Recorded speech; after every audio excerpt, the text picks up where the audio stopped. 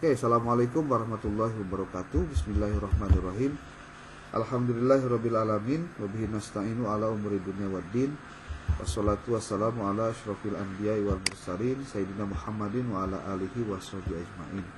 Rabbi shrah li sadri wa yassir li amri wa hlul 'uqdatam min lisani yafqahu qawli. Allahumma la sahla illa ma ja'altahu sahla wa anta taj'alul hazna idza syi'ta sahla. Bapak Ibu yang saya banggakan, yang saya hormati, kelas 3C PAI S2 Institut Kiai Haji Ahmad Sanusi yang saya banggakan. Terima kasih sudah bisa berkenan mengikuti kuliah hari ini, hari Sabtu, tanggal 22 Maret dan 22 Ramadan tahun 2014, tahun 2025 atau bertepatan dengan 1446 Hijriah ya. Alhamdulillah kita bisa melaksanakan perkuliahan dengan Zoom dan saya akan menampilkan beberapa hal yang penting untuk Bapak Ibu ketahui pada saat menyelesaikan penelitian Bapak Ibu yaitu tesis. Ya. Yang pertama saya ingin Bapak Ibu mengetahui tentang buku pedoman. Pastikan Bapak Ibu yang pertama itu adalah pedoman itu dipedomani Pak. Sanes kan ukur digegiwing, dicacandar tapi tidak dibuka dan tidak dibaca. Ya. Pertama buku pedoman Bapak Ibu. Buku pedoman ini adalah panduan Bapak Ibu untuk menyelesaikan tugas bikin tesis. Da Bapak Ibu atos kamari proposal tesisna terus dikerjakeun berarti ayeuna mah tinggal ngerjakeun tesisna. Ya. Apa saja yang harus Bapak Ibu ketahui ketika mengerjakan tesis? Saya mau langsung ke hal yang sangat teknis, ya. Hal yang sangat teknis. Bapak Ibu bisa dilihat di sini ada isi tesis ya, di halaman 35 nih. Kalau misalkan mau sambil Bapak Ibu buka buku proposal buku tesisnya boleh. Buku apa? Buku pedoman tesisnya silahkan. Kita lihat di halaman 35 Bapak Ibu. 35. Oke, kita buka.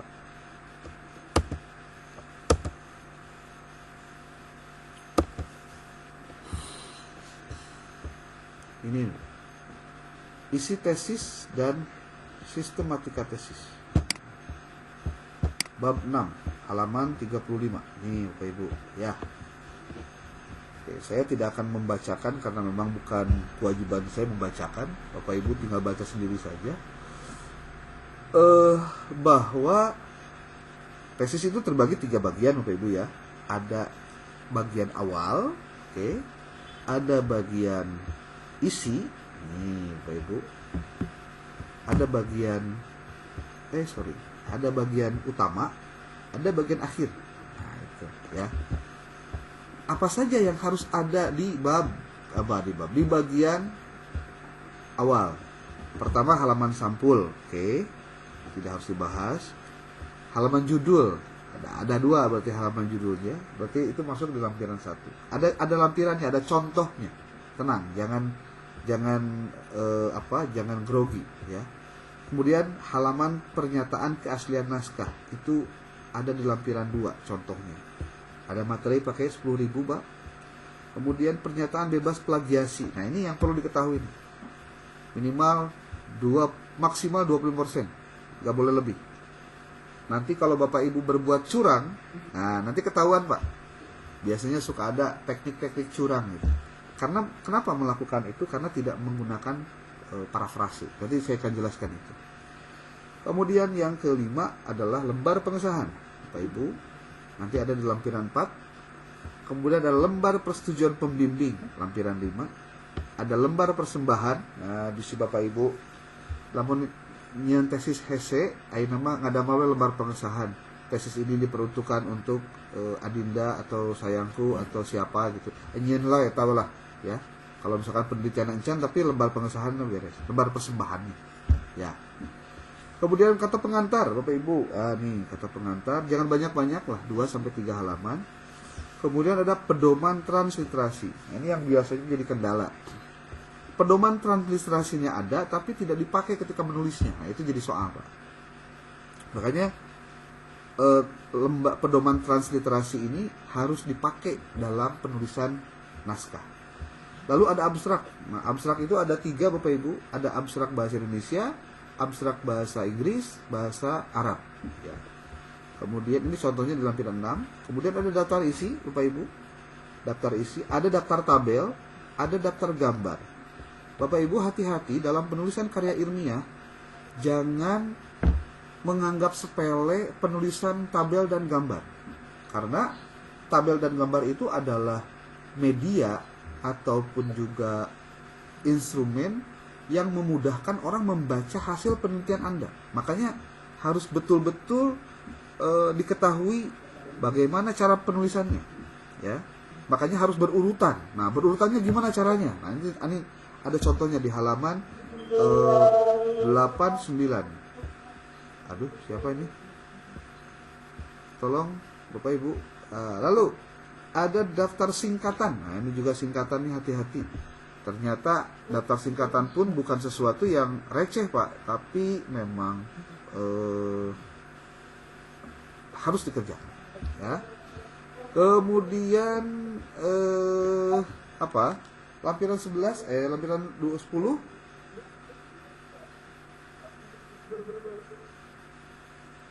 adalah daftar lampiran. Kemudian daftar lampiran itu maksudnya model ayeuna lembar wawancara, lembar observasi, lembar studi dokumentasi, itu lampiran Pak semua, ya.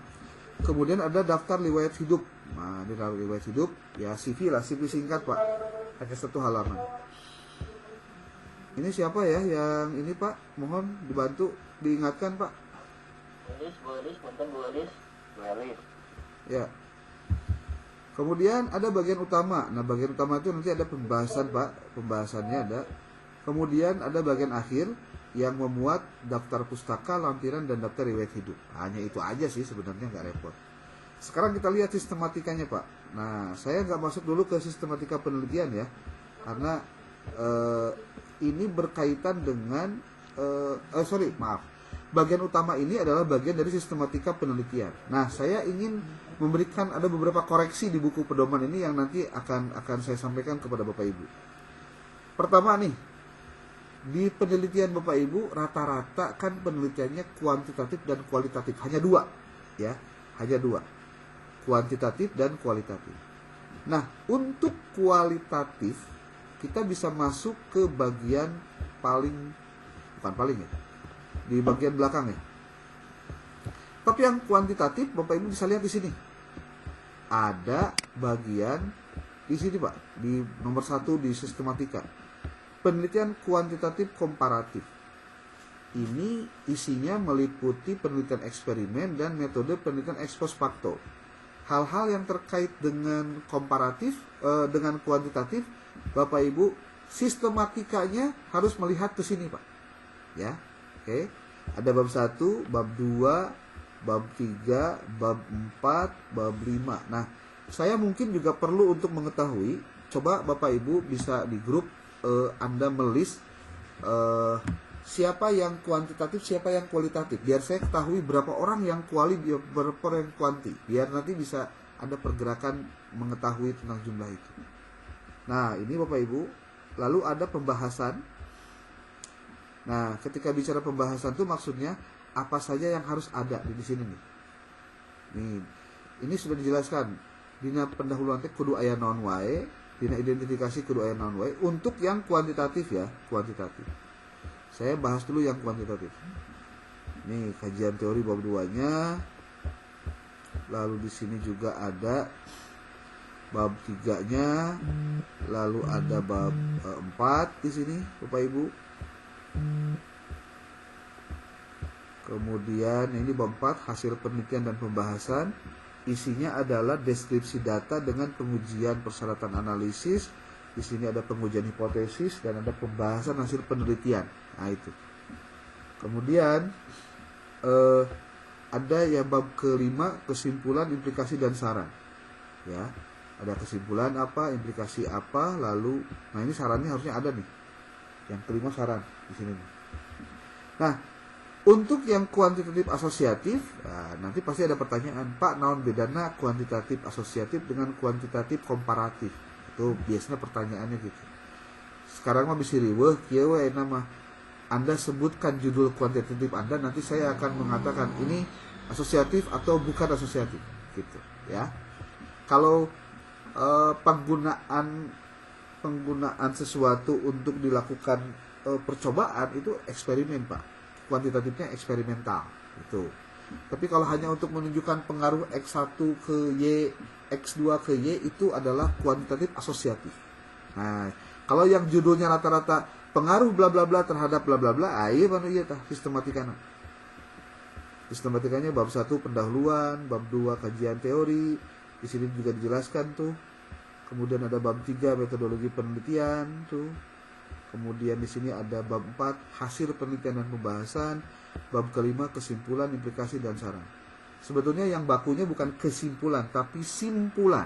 Nah, ini juga mungkin perlu direvisi ya Bapak Ibu, nanti kalau Bapak Ibu melakukan penelitian, penulisan maksudnya. Kemudian lihat Bapak Ibu daftar pustakanya apa. Ini maksudnya lampirannya ke bawah nih ya. Lampiran ke bawah. Lampiran 1 instrumen penelitian, lampiran 2 bla bla bla. Pak, kalau saya lampirannya ini semua ada tapi saya tambahkan dengan yang lain boleh? Boleh. Yang penting ini jangan sampai hilang ya. Lalu ada pembahasan Bapak Ibu, riwayat hidup. Nah, ini untuk pembahasan maksudnya bab 1 teh kudu aya naon wae sih. Nah, ini nanti saya akan jelaskan ini bagaimana cara buatnya ya. Kemudian ini ada identifikasi masalah, ada pembatasan masalah, ada perumusan masalah. Tuh. Kemudian di sini ada kajian teoretik. Kemudian di sini ada hipotesis juga. Nah, ini harus dituliskan model penelitiannya seperti apa. Jadi Bapak Ibu jangan sampai tidak ada gambarnya kalau kuantitatif ya. Gambar apa maksudnya? Skema atau jalurnya seperti apa. Ini ada metodologi penelitian, tuh dituliskan seperti ini. Kalau ada jalurnya, kalau misalkan bentuknya begini. Makanya Bapak Ibu yang kuantitatif mohon untuk mengetahui kira-kira bagaimana gambar dan alur penelitiannya. Itu jangan sampai tidak diketahui. Kemudian ini ada juga nih bagaimana uji validitas instrumennya, teknik analisis data, hipotesis statistika, tuh dijelaskan detail. Sampai ke bab 4 hasil penelitian dan pembahasan, apa saja yang harus dibahas di sini. Ada pengujian persyaratan analisis data, ada pengujian hipotesis, pembahasan hasil penelitian, baru bab 5 simpulan, implikasi dan saran.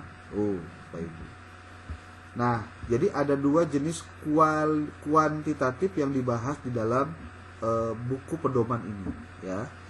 Nah, yang ketiga adalah penelitian kualitatif. Nah, ini rata-rata yang banyak keliru yang harus saya perbaiki ya.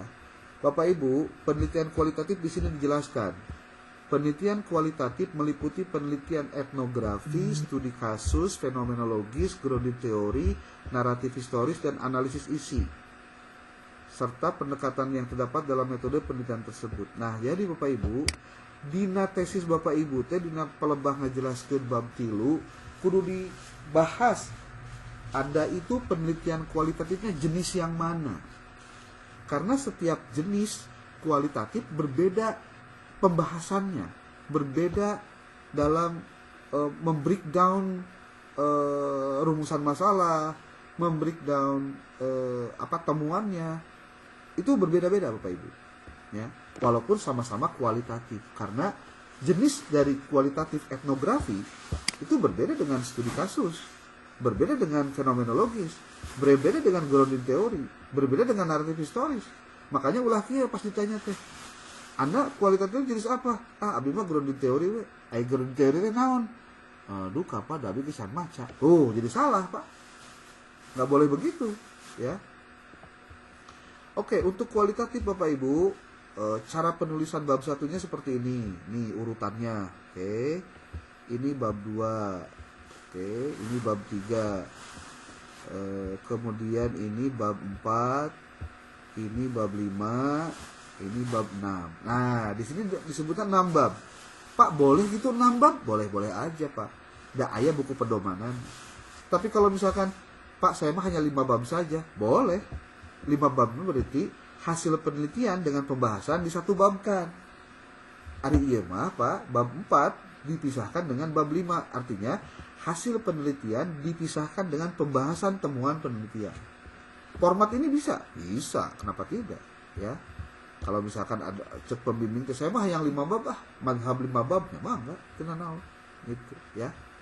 Lalu ada daftar pustaka, ada lampiran. Lampirannya tuh Bapak Ibu, ada pedoman observasi, pedoman wawancara, catatan lapangan hasil observasi, catatan lapangan hasil wawancara, kemudian ada dokumen pendukung, ada analisis data. Tuh Bapak Ibu, ya.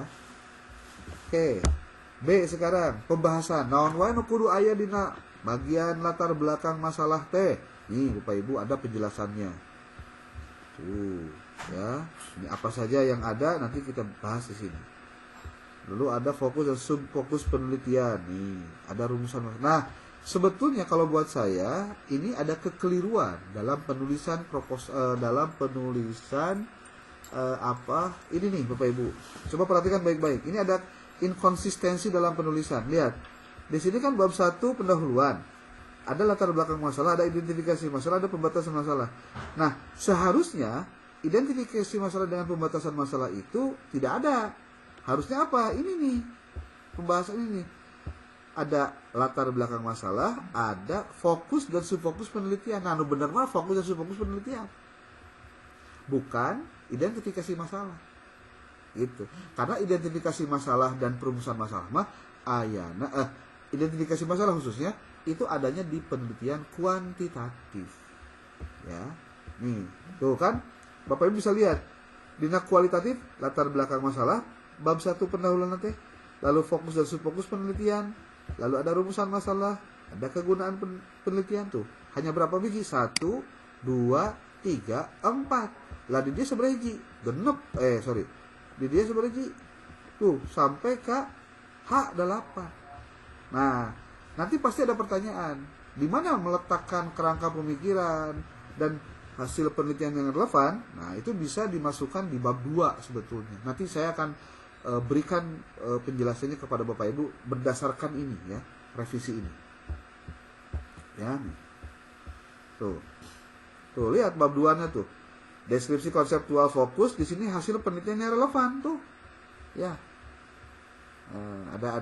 Ada inkonsistensi antara struktur bab dengan penjelasan bab gitu Bapak Ibu ya.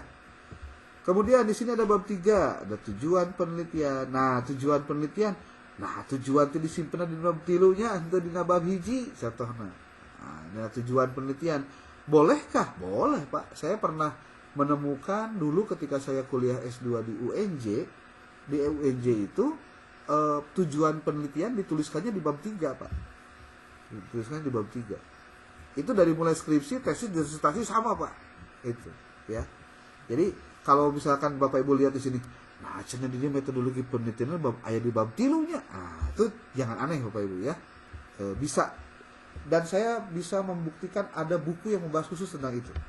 Nah, itu ada latar penelitian, ada metode dan prosedur penelitian, ada data dan sumber data, teknik dan prosedur pengumpulan data, prosedur analisis data, pemeriksaan keabsahan data. Nah, ini Bapak Ibu. Ini yang nanti akan saya bahas nih untuk yang kualitatif ya, diantaranya. Oke, di sini ada bab 4 hasil penelitian, ada gambaran umum tentang latar penelitian, ada temuan penelitian, ada bab 5 pembahasan temuan penelitian, kemudian ada bab 6 simpulan dan rekomendasi. Tuh, di sini nambah Bapak Ibu untuk tesisnya ya, untuk tesis. Untuk tesis kualitatif, kesimpulan dan rekomendasi. Nah, karena kebetulan mungkin nggak tahu ya, di tesis Bapak Ibu di kelas 3C ini tidak ada tentang penelitian evaluasi, maka saya akan lewat, tidak jelaskan. Jadi hanya kualitatif dan kuantitatif saja. Kalau misalkan ada yang tentang evaluasi, nanti akan saya tunjukkan. Di sini sudah disiapkan template-nya, Bapak Ibu ya. Tuh, ini penjelasannya. Kemudian kalau kebetulan Bapak Ibu mengambil tesis tentang pengembangan instrumen, nah, sistematikanya seperti ini. Tapi kan tidak ada ya pengembangan instrumen, berarti kita lewat. Gitu. Lewat dulu aja. Jadi Bapak Ibu, pastikan Bapak Ibu menuliskan sesuai dengan ininya ya, sesuai dengan bagiannya. Saya akan lewat dulu, masuk dulu ke bagian apa ya? Di tadi itu 35 ya, halaman 35.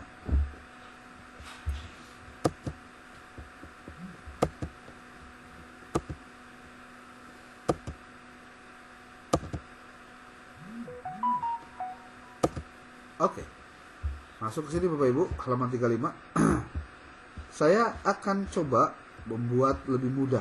Ketika Bapak Ibu sudah membuat proposal tesis dan sudah melakukan proses apa sebutnya?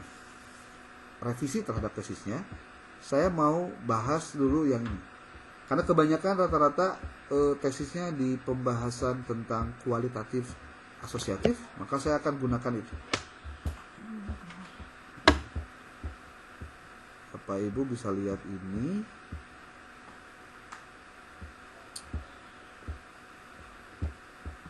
Duh, lama ya.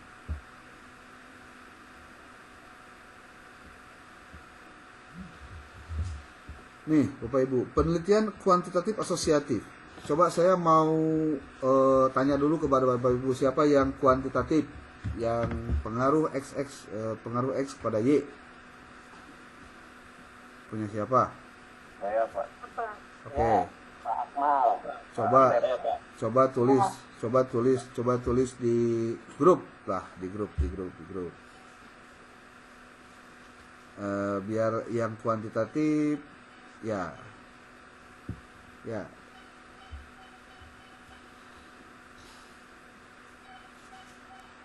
Biar saya bantu nanti untuk penulisannya kayak gimananya ya.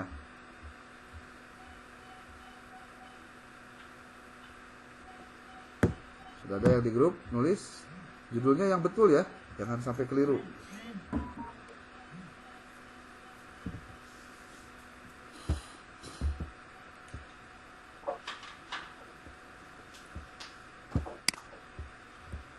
Kemarin Bu Pipit WA saya ya, udah ngirim katanya. Iya Pak, udah. Bu Pipit ini ya proposal. Oke, saya mau ini aja deh yang Bu Pipit dulu deh, sekalian saya baca. Karena belum saya baca Bu, baru saya terima aja ya. Karena saya masih menunggu yang lain-lainnya. Jadi biar kerjanya sekalian, jadi nggak satu-satu. Gitu. Oke, pertama ini saya sudah baca tapi belum komentari semua. Tapi sudah saya gunakan track change untuk melakukan melakukan perbaikannya, Bapak Ibu. Nih, kalau nanti, nih saya kasih tahu ya, Bapak Ibu. Bapak Ibu pastikan ketika Anda menulis tesis itu Anda mengetahui tentang dua hal. Satu, persoalan administrasi, kedua substansi ya. Administrasi itu maksudnya kayak gimana Bapak Ibu? Seperti ini nih. Banyak yang suka lupa kalau bikin tesis itu tidak hanya sebatas tesis, tapi kudu paham juga tentang aturan penulisan dan lain-lainnya. Saya mau copy dulu ini sistematikanya ya. Ini yang untuk kuantitatif asosiatif. Jadi Bu Pipit ini nanti di blog ini ya, Bapak Ibu, di blog. Oke, ini sampai sini blok.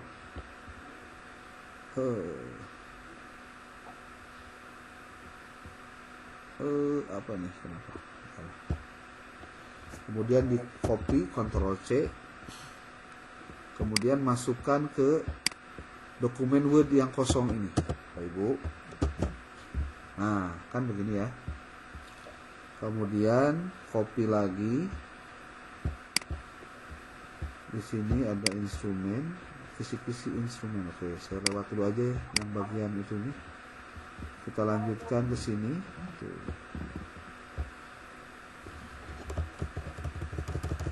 Sampai dengan bab 5, sampai dengan daftar pustaka, lampiran, riwayat hidup. Nah, saya copy, Ctrl C, masukkan lagi ke dalam dokumen blank.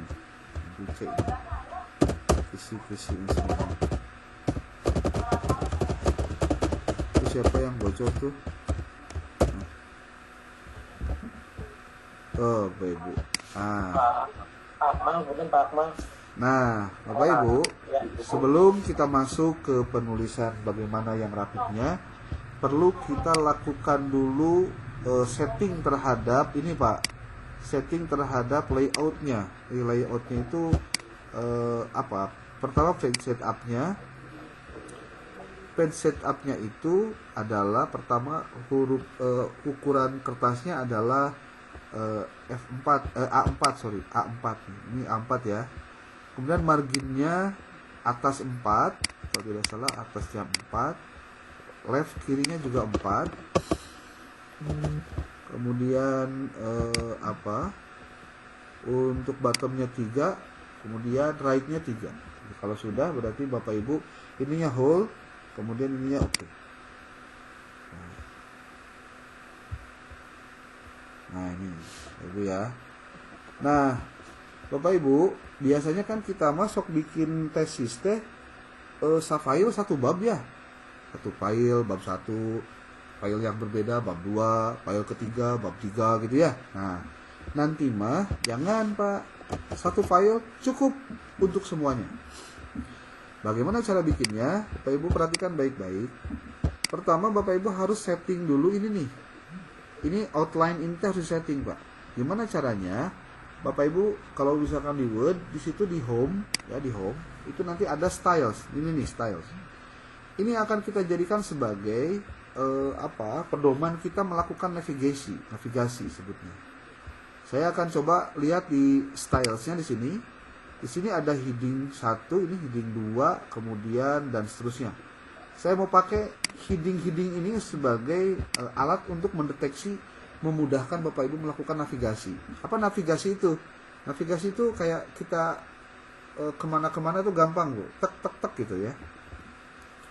Ini bab 1 pendahuluan, saya klik heading 1. Wow, pasti kan berbeda nih, berubah warnanya ya, berubah disesuaikan dengan ini nih. Nah, maka ini harus diedit Bapak Ibu. Diedit, klik kanan ini, nanti ada modify. Nah, nanti kita harus edit dulu ini, di setting Pak. Otomatis warna hitam maksudnya, lalu di bold, kemudian hurufnya 12 sama, kemudian jenis hurufnya adalah Times New Roman 12. Nah, ini kan harusnya di tengah ya, di tengah-tengah. Bisa langsung di tengah boleh, tapi mending manual. Saya kasih tahu mending manual. Nanti kenapa? Ada alasannya. Ini, kemudian ini ditengahkan ya. Kemudian kita lihat format ininya Pak, paragrafnya. Dia ada di paragraf berapa?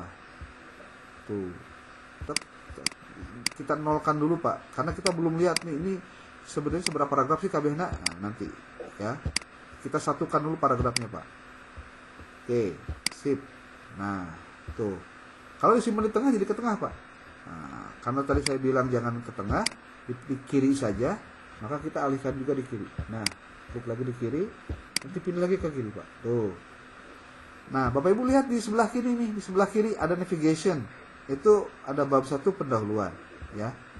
Nah, supaya si pendahuluannya pindah ke bawah, nah, Bapak Ibu lamun Bapak Ibu tulisan ini Bapak Ibu enter, maka tulisan di bawah ini masih di enter juga pas pindah ke handap Pak. Nah, maka gimana caranya supaya ini dikehandapkan tapi di diana untuk kehandap? Nah, caranya ini tarik lagi ke atas. Bapak Ibu klik tekan shift ditekan, lalu tekan enter. Shift dulu baru enter. Nih lihat, shift enter, truk tuh. Di sininya pindah ke bawah, ininya tetap di bagian bab 1 ya, ke bawah. Ini kalau misalkan setiap yang babnya kita berikan tanda, di blok dulu, lalu diberikan heading 1, maka dia akan sama seperti ini. Nah, bab 2-nya gimana supaya kehandap? Kajian teori supaya kehandap gimana caranya?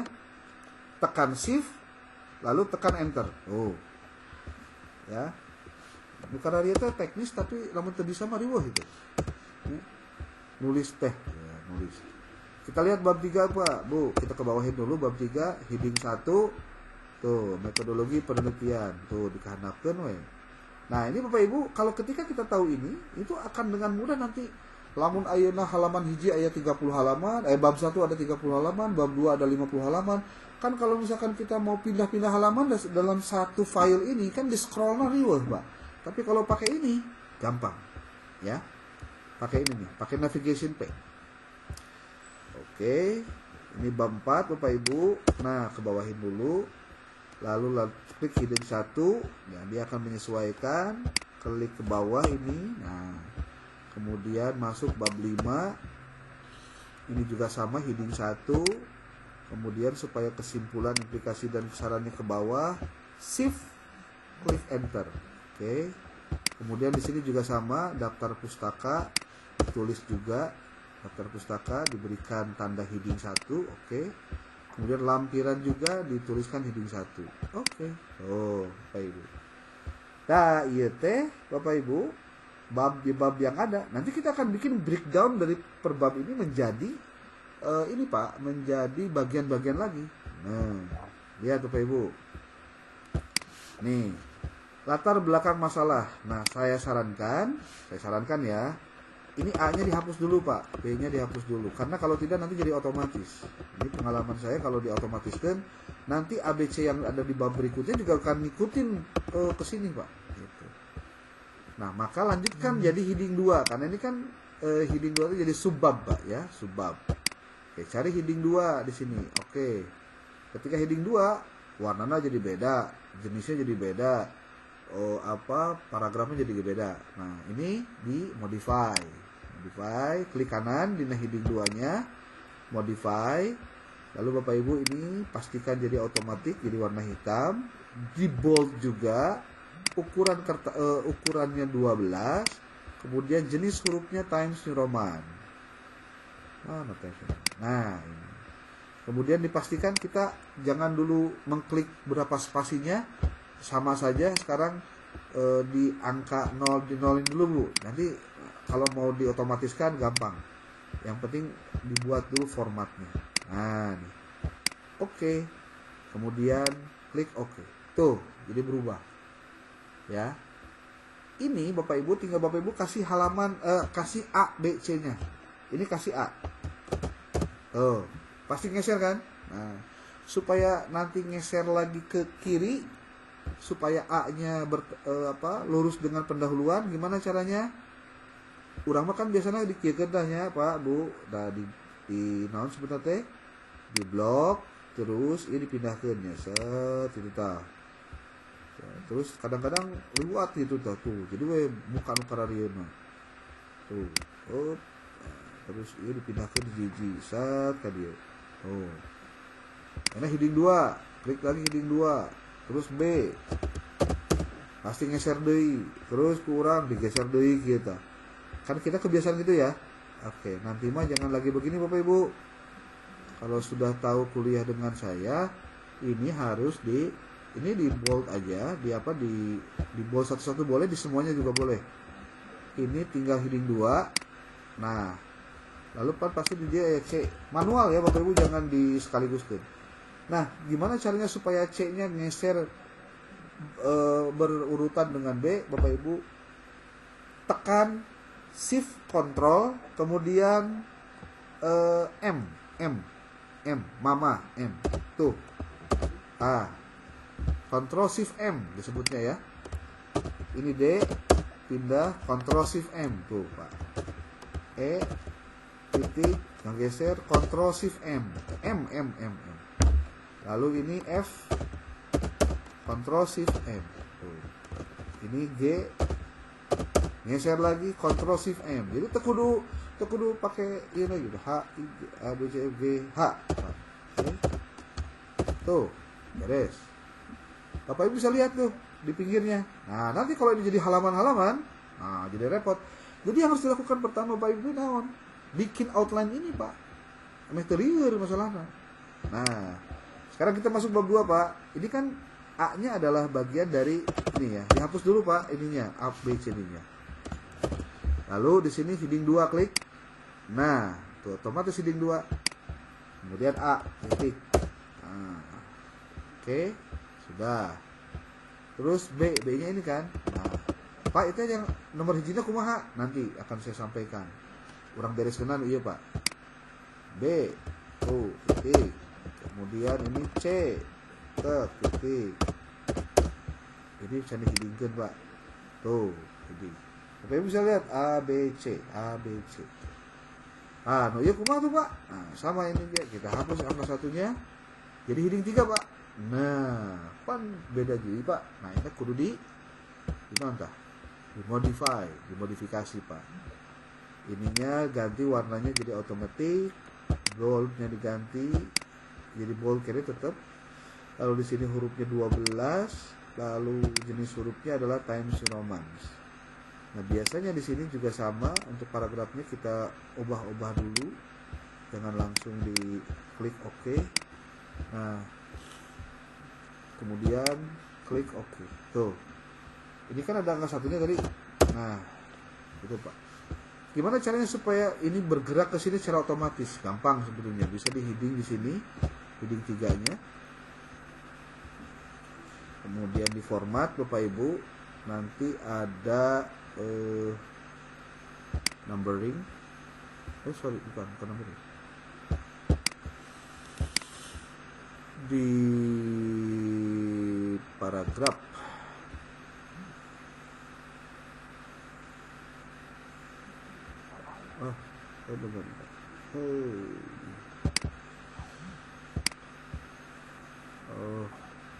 bentar. Ini bukan di paragraf ya. Bentar. Di font tabs. Bukan. Nah, nantilah. Saya lupa lagi nih. Ini dulu Pak. Ya, kita kerjakan dulu yang heading 3. Oke, tuh Pak. Bapak Ibu, kenapa pakai heading 3? Karena Bapak Ibu supaya tahu posisinya ini harus di mana, Pak. Nah, ini kita manual saja dulu ya. Nah, tuh, Pak. Nah, termasuk ini Bapak Ibu. Nah, ini karena sudah masuk heading 2, diklik saja heading 2. Tuh. Kemudian ini heading 3, klik heading 3. Nah, tuh dari sininya kelihatan, Pak, tuh perbedaan-perbedaannya. Ini juga heading 3. Nah, ini jadi heading 4 gimana? Bisa dibuat heading 4. A kecil kan nih. Nah, caranya gimana? Ini di blok, diklik heading 4-nya. Nah, nanti ini diklik lagi, klik kanan, klik modify. Kemudian di sini hurufnya diotomatiskan. Kemudian tidak italic tapi bold biasa. Kemudian di sini ukurannya 12. Hurufnya Times New Roman. Lalu oke. Tuh. Ini tinggal di blok saja. Tulis heading 4. Nah, tuh. Nanti ini bisa digeser sesuai dengan kebutuhan dulu, Pak. Nanti sebelum diotomatiskan ya, gitu. Yang ini sama juga. Ini adalah heading 4, Pak. Tuh. Enaknya dilihat di sini, Pak. Di sini di pinggirnya tuh kelihatan. Oh, rapi. EF-nya itu adalah heading 2. Oke, heading 2 tuh. Nah, tuh Pak. Kalau ini heading 2 semua. Heading 2 semua, Pak. Tuh. Tuh, Bapak Ibu lihat ke bawahnya jadi panjang terus, Pak. Bab 5 simpulan ini juga heading 2, klik tuh. Nah, ini kalau lampiran mau kita pakai juga bisa, Pak. Ini heading 2. Oke, tuh. Ini tergantung kebutuhan ya pada akhirnya Bapak Ibu.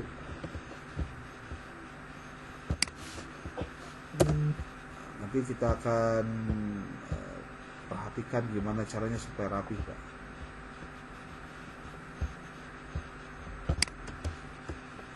Nah.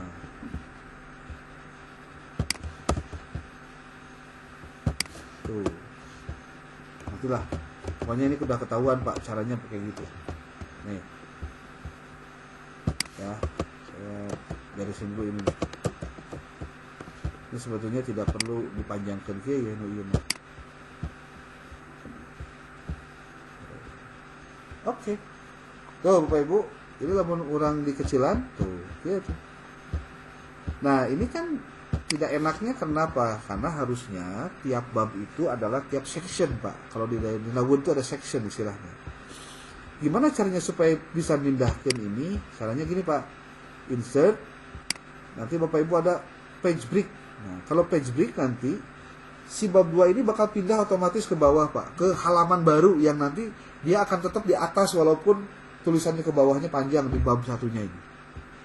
Caranya simpen kursornya di page break, di kursornya di bab 2 ini, klik page break, Pak. Tuh, nanti dia akan ke bawah. Lalu kursor Bapak Ibu simpen juga di bab 3, lalu Bapak Ibu klik page break. Jadi dia ada di halaman yang baru. Kemudian bab 4 Bapak Ibu, Anda tinggal simpen page break, dia akan ke bawah. Di bab 5 juga sama, simpan page break, lalu ke bawah lagi. Daftar pustaka juga sama, pindahkan page break langsung. Lampiran pindahkan page break juga, tuh lampiran. Nah, jadi ini semuanya ada berapa halaman tuh. Nah, jadi iya najan ke bawah, iya tetap di sini, Pak. Paling jadi beda halaman aja gitu. Ya. Oke, Pak Asep Rustandi, raise hand, ada apa, Pak? Mau tanya apa? Boleh. Ini Pak mau nanya, yaitu ketika ya saya coba ya masuk kembali teh di kan bab 1 itu sampai H misalkan. Nah, ketika bab 2 itu bukan jadi A, subnya itu jadi I gitu, Pak. Iya, karena Bapak mengotomatiskan, Pak, numbering ABCD-nya. Makanya harus di nonaktifkan, Pak. Bukan nonaktifkan. Di awal Bapak nulisnya manual gitu, Pak. Itu kejadiannya begitu memang. Itu jadi ngurut dari awal lagi, Pak. Jadi udah bab 2 tuh jadi I J K L M kayak gitulah. Makanya dimanualkan, Pak, penulisan ABCD-nya. Ada lagi? Ini baru administrasi ya, bukan substansi ya. Udah sejam, Pak. Tuh, ya. Oke, Bu Pipit, mangga. Ya Pak, kalau untuk halaman itu yang dari atas cover itu gimana ya Pak? Manual atau gimana? Saya belum nemu. Halaman apa, Bu? Halaman Pak, untuk penomoran halaman dari yang cover depan sampai terakhir. Oh, itu mah gampang, Bu. Ada itu mah teknisnya. Itu kan saya baru nulis bab satunya ya. Ini saya baru nulis saya baru nulis dari bab 1, belum dari cover, belum dari cover, belum. Nanti kalau di cover ada lagi caranya, Bu. Ya.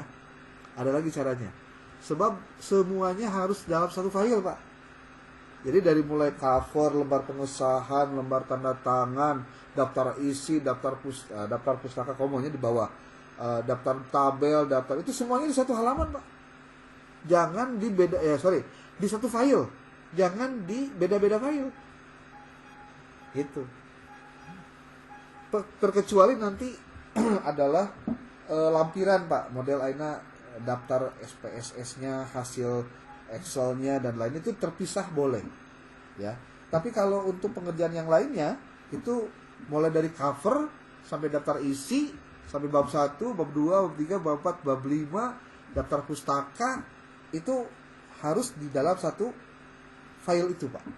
Kenapa harus dalam satu file? Pertanyaan kan? Karena untuk cek similarity Bapak Ibu itu dalam satu file itu. Jadi nanti mau cek similarity bab hiji, cek similarity bab 2, cek similarity bab 3 dan lain. Wah, jadi lila, Pak. Wah, beres-beres. Maksudnya beres-beres teh beresnya lila gitu maksudnya. Gitu. Jadi Bu Pipit, kalau yang tadi pertanyaannya mungkin sesi lain ya, Bu ya. Nah, yang penting udah tahu lah covernya kayak gimana, bikin itu gimana. Nanti gimana cara membuat itu jadi otomatis. Sebetulnya saya juga belajarnya dari YouTube, Pak. Tong Hariwang.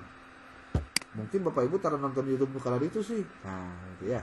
Resepnya mungkin Ibu Bapak mah resep ceramah ustad itunya. Nah, jadi enggak nonton begituan gitu. Ini Bapak Ibu, saya perlihatkan kepada Anda. Nanti Bapak Ibu boleh cek di internet, maksudnya di YouTube atau di ya terutama YouTube ya. Tentang bagaimana. Kenapa? Kalau cek similarity daftar pustaka nggak perlu dimasukkan ya Pak Dokter? Enggak, dimasukkan aja Pak. Nanti ada exclude-nya gampang. Kecuali kalau misalkan dari pihak kampus jangan dimasukkan daftar pustaka, ya nggak usah dimasukkan berarti. Gitu. Karena otomatis terdetek Pak kalau di pustaka. Makanya yang harus dilakukan oleh Bapak Ibu sebelum terkena cek singularity adalah harus melakukan parafrase. Dan parafrase bisa menggunakan AI. Itu Pak. Gampang. Oke, saya masuk dulu ke YouTube. Nih Bapak Ibu, YouTube, Bapak Ibu yang tadi saya sebutkan itu tentang navigation pen. Bapak Ibu tinggal nulis aja di sini bagaimana cara penulisan skripsi, tesis, step by step. Itu ada Pak tekniknya. Ada orang baik di luar sana yang mau berbagi ilmu dengan Bapak Ibu untuk menyampaikan tentang bagaimana cara nulis yang benar, cara nulis yang enakan, cara nulis yang baik. Asal kitanya mau belajar aja, ya. Ini Pak, teknik menulis. Ini Pak, apa sih tadi teh? Teknik menulis navigation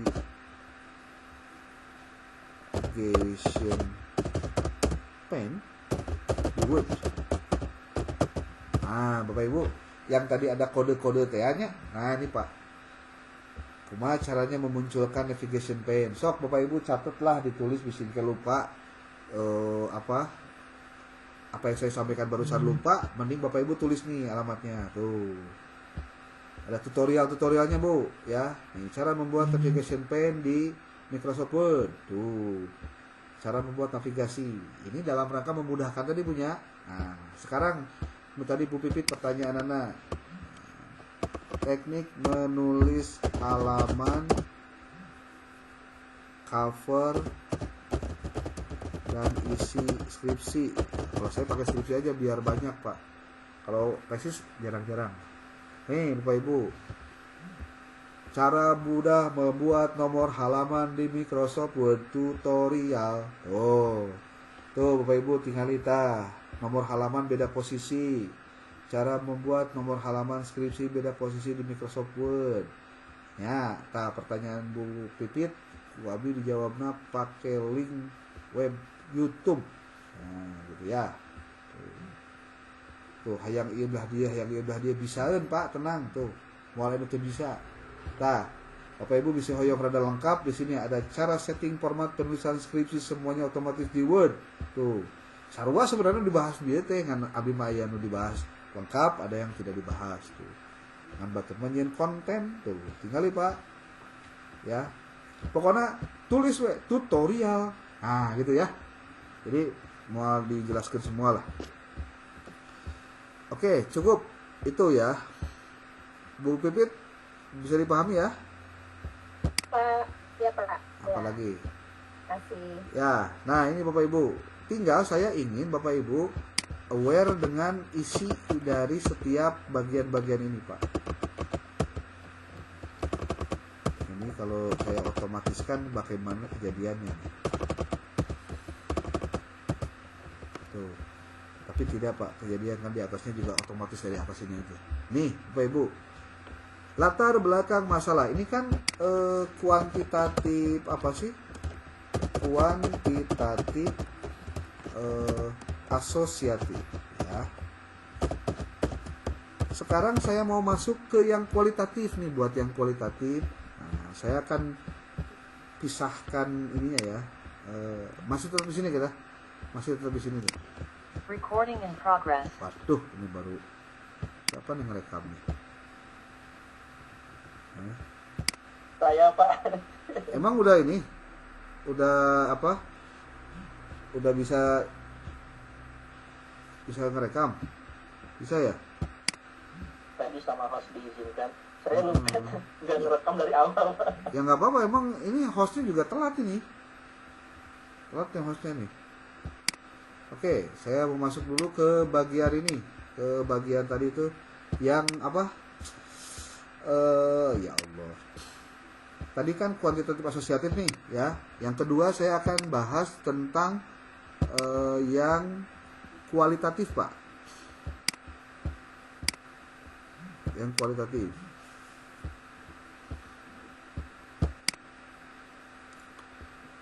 Oke Bapak Ibu, kualitatif saya ngambil dari ini nih Pak. Nah, kalau ini belum pembahasan detail ya. Karena kedua ayat tilu sesi lagi nih, baru bisa diengehin. Ini baru administrasinya Pak, baru administrasinya. Jadi jangan sampai Bapak Ibu untuk persoalan administrasi saja Bapak Ibu masih kena bingung eta masalahnya. Itu kumaha ngan nomoran anak kieu diulak-alik gitu tah. Bari kuriweuh ya.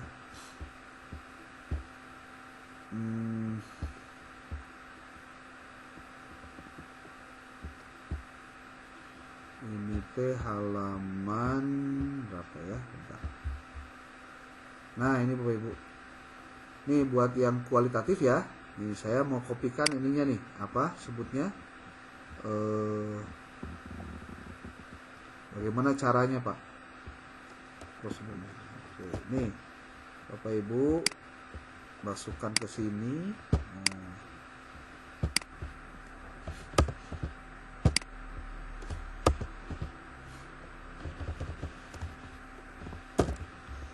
Tuh ya. Oke. Ini pan kualitatif. Kemudian S-nya itu tadi prosedur analisis data.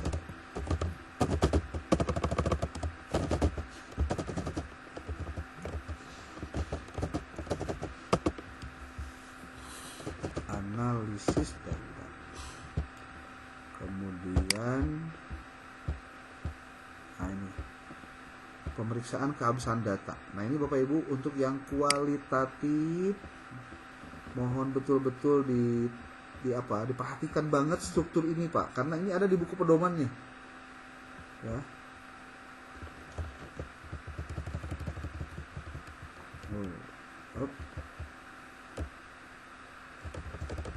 Pedoman wawancara.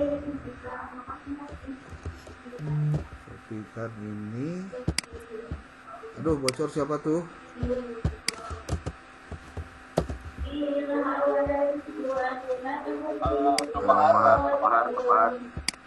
Tolong kasih tahu Pak. Kita lagi fokus ini nih. Pak Kohar, mikna bocor Pak Kohar. Aduh, saya harus balik lagi ini lagi nih, harus kembali lagi kalau balik lagi. Harus tutup share screen dan lain-lain untuk mengganti itu. Nah, Pak. Tuh, ini kan ini heading 1. Ini semua ke heading 1, Pak. Nah, ini keliru nih. Ini blok, ini heading 2. Oke.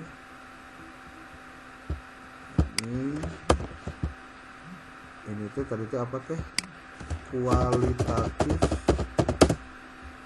Gitu ya.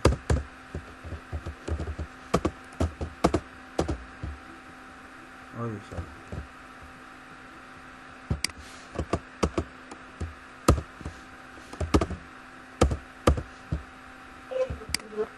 Ini kalau misalkan tidak mau kena heading, dinormalkan saja Pak.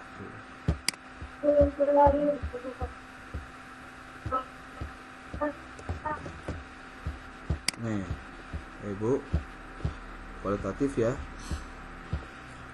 Nah, ini tuh harusnya deskripsi konseptual dan fokus dan subfokus penelitian. Ini bab 3. Ini bab 4. Tuh. Ini bab 5. Aduh, bisa sih. Pak Abdul Kohar bisa di unmute nggak Pak? Kalau mau ikut kuliah Pak. Kalau ini jangan ganggu aja ya.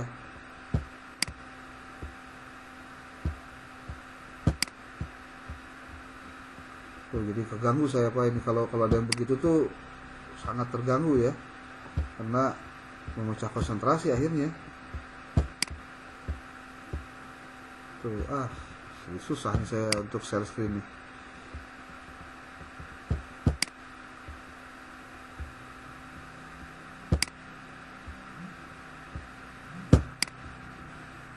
Oke, saya ulangi Pak.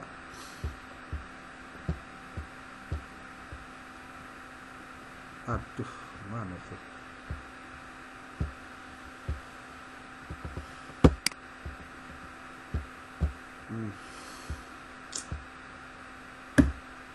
Udahlah. Ini saya jadi nggak bisa share Pak ini karena gambarnya layarnya jadi ketutup Pak. Oke. Aduh. Bocor ya?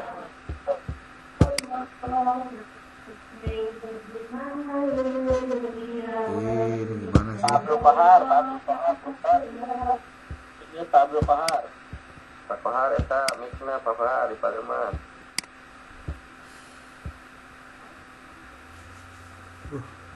Mana saya share screen-nya nih? Mikna Pak Abdul Bahar, mik Pademan.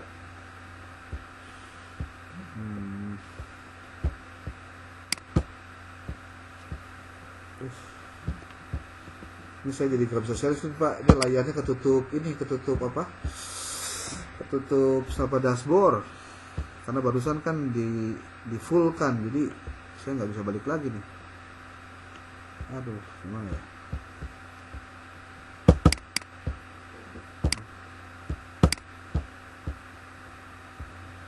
Udah muncul belum Pak layarnya? Belum, sedang loading Pak. Mending nih. Mohon tidak diganggu ya. Saya lagi fokus nih masalahnya. Kalau saya diganggu begini, ini kemana-mana nih pikirannya nih, ya. Oke Bapak Ibu, tadi ini sudah. Saya ganti ini ke heading 2 Pak. Ini heading 2. Kalau yang ini berarti heading 3 nih. Tuh. Nah, prinsipnya Bapak Ibu, kalau untuk membuat yang namanya tesis, biasakan dimulai dari membuat outline dulu Pak, biar Bapak Ibu mudah mengisinya. Gitu. Jangan sampai kita tidak tahu harus apa dan bagaimana menuliskannya. Itu karena tidak tahu bagaimana memulainya Pak. Ini gambaran umum, saya bikin dia jadi heading 2. Fokus dan subfokus itu sesuai dengan rumusan masalah Pak. Itu adalah heading 3. Nah, fokus dan fokus ini heading 2. Nah, jadi Bapak Ibu tuh nanti tinggal nulis di bawahnya aja Pak. Nulis di bawahnya aja. Tuh. Bab 4 ini simpulan, berarti heading 2. Nah, ini pun sama Bapak Ibu. Karena ini penulisannya nanti dia harus pindah. Ini harus insert, klik, break tuh. Pindahlah kan. Jadi nanti tinggal dipindah-pindah dulu Pak. Tuh. Tuh. Tiap babnya terpisah halaman. Jadi walaupun nanti halamannya bab sebelumnya panjang, dia akan tetap di atas Pak. Tuh, ini juga sama bab 6. Tuh.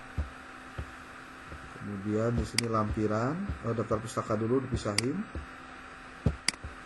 Nah, kemudian lampiran juga dipisahkan. Nah, ini riwayat hidup kita pisahkan. Nah, ini kuantitatif, asosiatif kita pindahkan. Tuh, Bapak Ibu. Jadi nanti kalau ini kan sudah ada 16 halaman, nggak perlu scroll Bapak Ibu, Anda tinggal di sini aja kliknya. Mau nulis pendahuluan, tulis di sini Pak. Tuh. Klik aja. Nah, tinggal sekarang kalau isi pendahuluan apa saja kan begitu Bapak Ibu. Nah, tadi judul dari Bu Pipit ya. Bu Pipit kan kuantitatif nih ceritanya.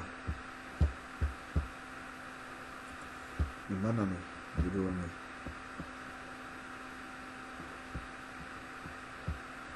Gak ada judulnya Bu.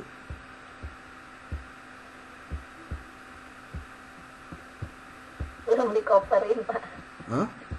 Belum Judulnya dikoperin. Iya. Ini harusnya pakai heading Kararia Bu. Tuh, model ini. Iya belum. Nah, itu A ya.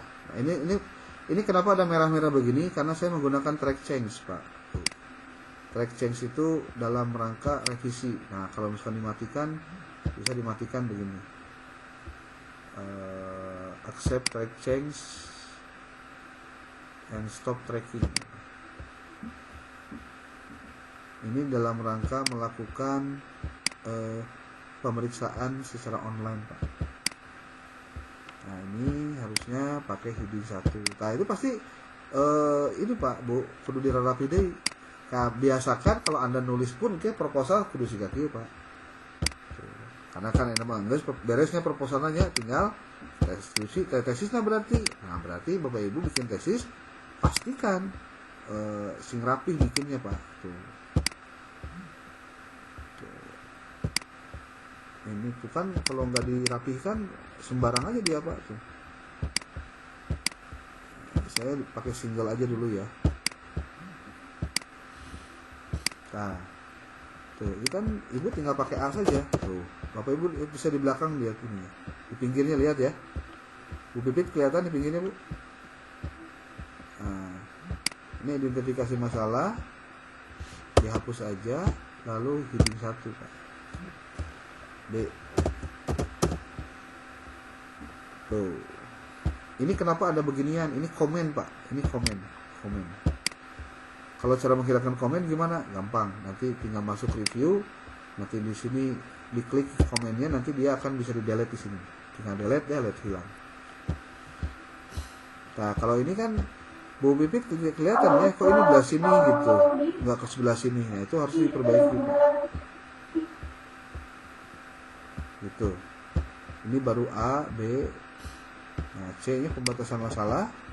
Nah, ini dihapus juga, ganti heading 1 Pak. Ini C. Terus saja Bu ke bawahnya ya. Tapi saya belum lihat judulnya apa ini Bu. Keterampilan. Judulnya apa? Ayo apa? Dengan judul naon.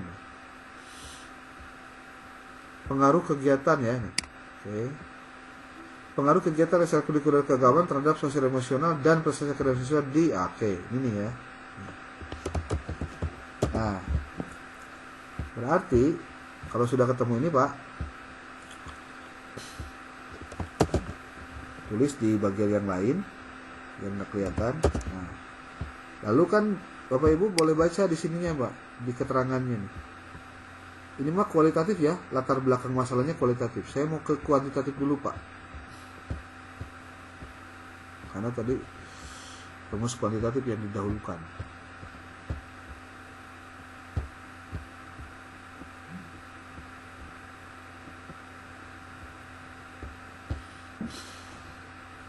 Jadi Bapak Ibu, kalau nanti mau membuat struktur dari sebuah proposal, bab latar belakang masalah contohnya nih. Ini kan latar belakang masalah untuk kualitatif tuh. Yang tadi Ibu siapa? Nih. Yang asosiatif ya. Nah, penjelasannya kan ini nih. Saya mau pakai ini saja nih untuk menjelaskan ini. Oke. Bapak Ibu boleh cek di sini caranya. Nih biar cara cepat saja ya Bapak Ibu bisa menjelaskan ini. Judul tesis. Kemudian sininya adalah ini promnya. Jadi bahasanya gini. Mohon Anda berperan sebagai akademisi dan mahasiswa yang sedang menyelesaikan penelitian tesis dengan judul, nah ini judulnya copy Pak.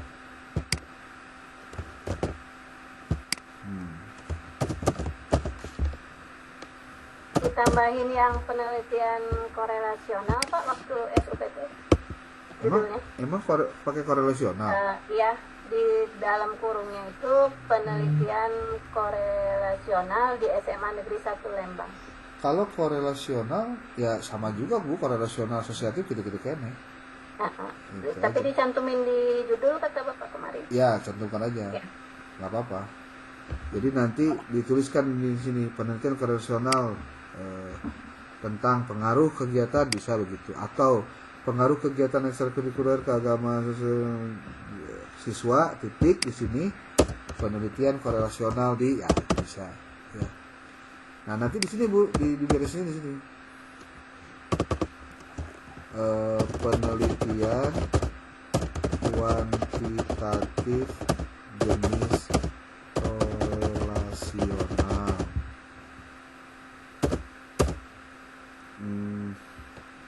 Mohon buatkan bagian latar belakang masalah dengan ketentuan sebagai berikut.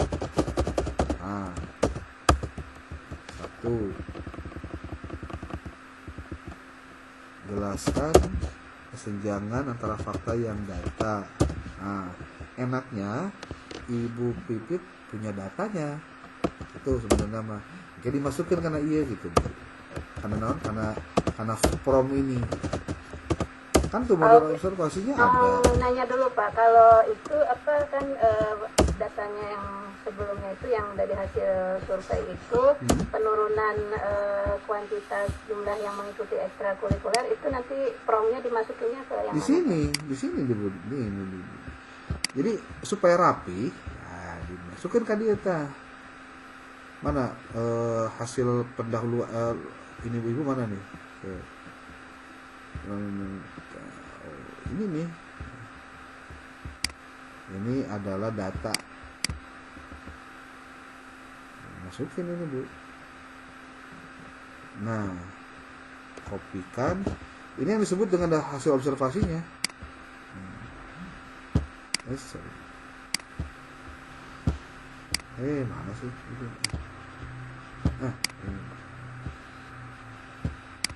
Sini nih. Hasil studi pendahuluan.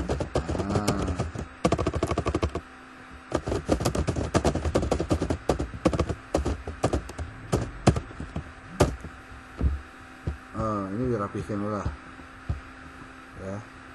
Set.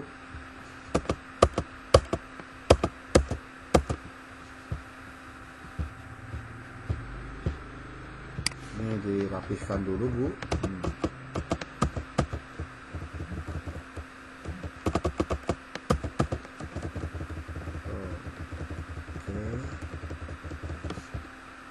Ini juga sama, dirapihkan. Jadi kalau mau menggunakan AI, pastikan datanya dilengkapi dulu Bu.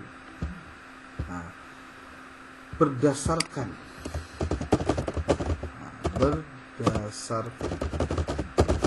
informasi dan narasi di atas, mohon buatkan bagian latar belakang masalah dengan ketentuan sebagai berikut. Nah, ini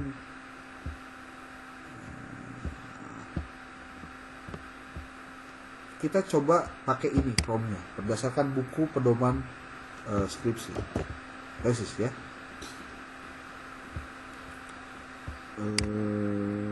Coba pakai tips.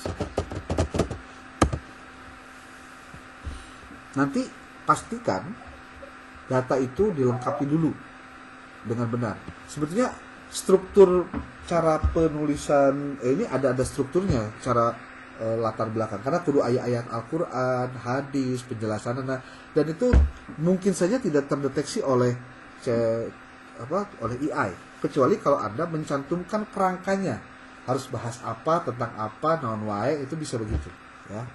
Nanti kalau misalkan Bapak Ibu kesulitan, bisa nanya ke ini Pak, ke ChatGPT atau ke Chat DeepSeek, bagaimana cara menyusun sebuah latar belakang masalah yang baik contohnya. Apa saja yang harus ada. Saya berikan contoh ini. Masukkan ini Bapak Ibu. Kemudian kita minta dia untuk menjawab. Nah, nanti strukturnya seperti apa? Kita lihat dulu. Dia bagaimana cara nyusunnya. Nah kan dia mah langsung tuh Bu. Karena kan kita kasih datanya langsung ya. Nah tuh. Jadi begini. Tapi enaknya apa yang kita lakukan itu memang fokus karena naon anu dibahas. Untuk kemana-mana. Kegiatan ekstrakurikuler di Seman 1 Lembang merupakan salah satu wadah penting bla bla bla. Jadi langsung nggak usah cerita naon-naon deui. Tuh. Kan biasanya orang masuk memulai pendidikan adalah sarana untuk meningkatkan kompetensi. Jauh dari sebenarnya mah. Ya, langsung fokus ke masalahnya. Di sini tuh. Namun fakta yang terjadi adalah, faktanya apa? Ini sudah mulai Pak masuk ke masalahnya tuh. Tapi kan ini masih sangat sedikit ya, tidak dijelaskan tentang bagaimana penggunaan ayat dan lain-lain. Saya mau tanya ke dia begini. Nih, tanya ke saya dulu. Dapatkah ya jika Anda sebagai akademisi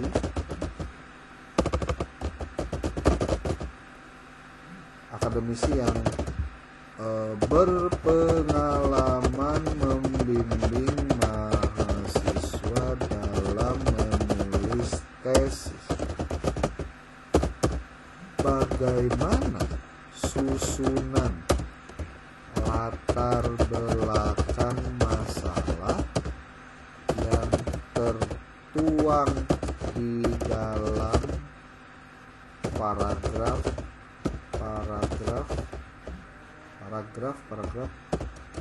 tersebut? Itu aja. Susunannya kayak kudu kumaha sih, naon wae nu kudu aya, komponen apa saja sih yang harus ada? Coba kita lihat tuh. Tuh, dia akan jawab. Kudu terstruktur, kudu naon wae tah. Nih, Pak, tuh. Konteks umum dan pentingnya topik. Ya, berarti kan orang teh kanyahoan, caranya latar belakang masalah teh kudu aya nu kieu. Kudu aya harapan dosen berdasarkan teori dan kebijakan dan ini yang kemudian dibahas oleh si Dipsik ini ketika ngebahas tentang tinggal Bapak Ibu bagaimana kemudian mencari referensi-referensi untuk memperkaya hasanah dari tulisan ini Pak.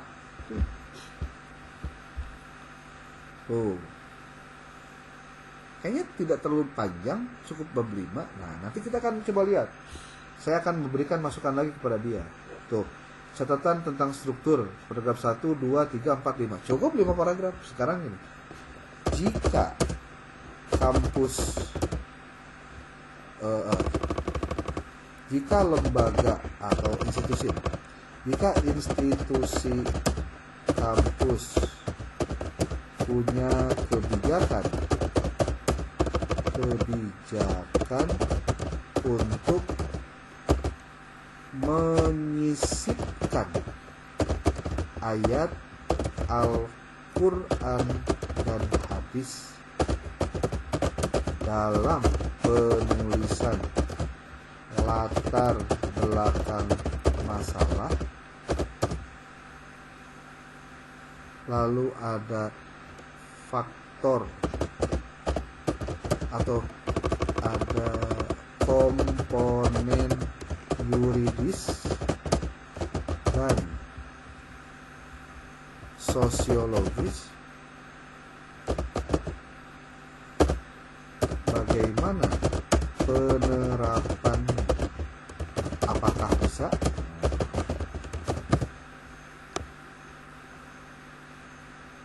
Jadi tinggal dikembang-kembangkan saja Pak.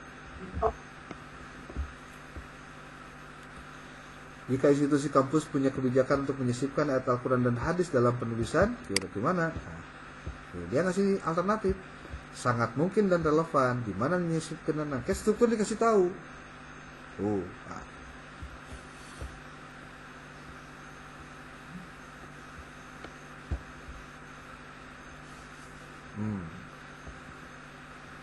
Kita belum bahas dulu yang terkait dengan X, Y, Y, Z-nya belum Pak.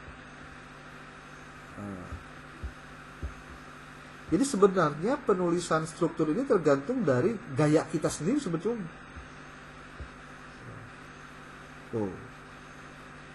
Fenomena sosial. Nah, saya akan minta ke dia, tolong susun kembali, rehab kembali latar belakang masalah yang Anda tulis dengan rapi. Nah, ini. Nah, bisakah Anda menuliskan kembali revisi sesuai dengan jawaban Anda sendiri dengan lengkap dan jelas?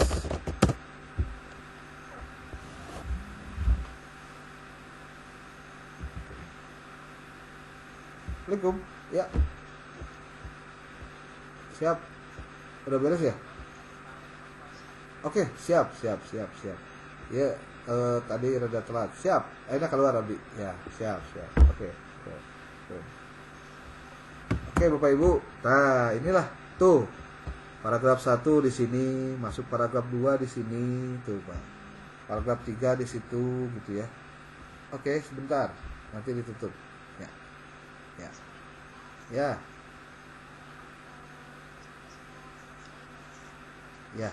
siap.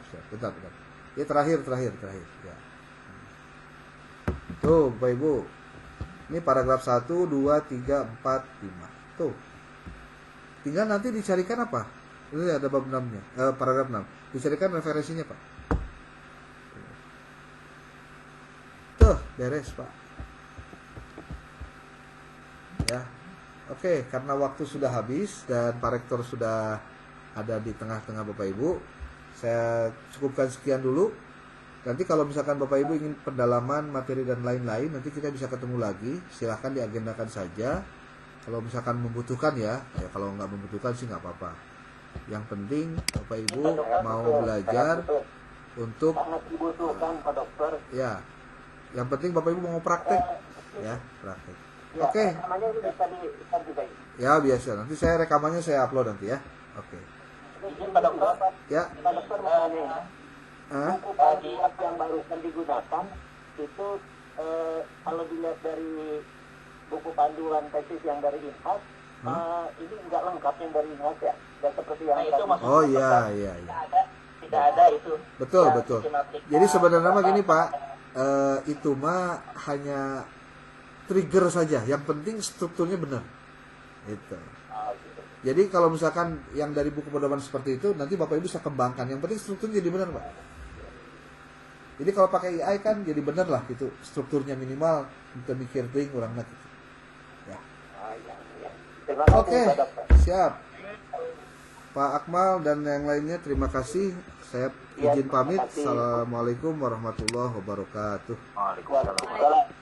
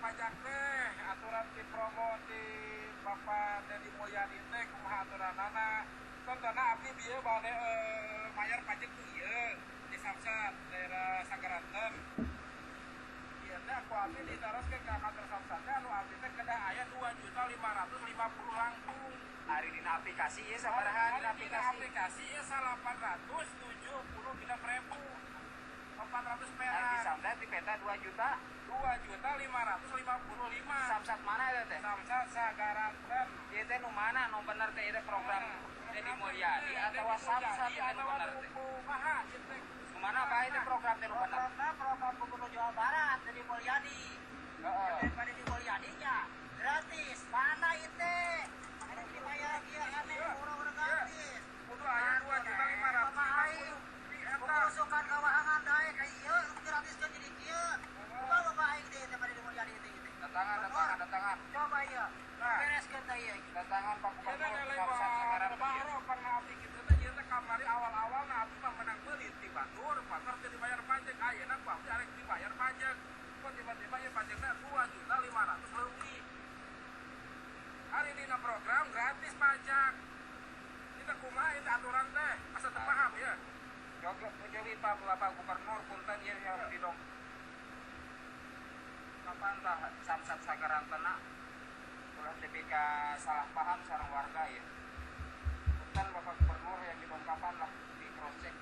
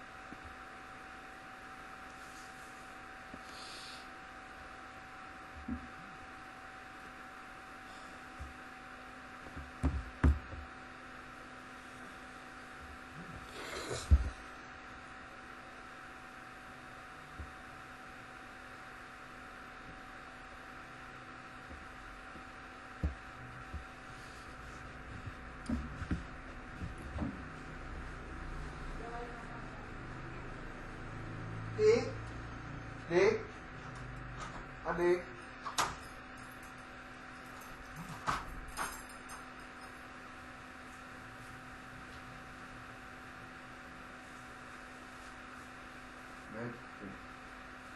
Dik, adik.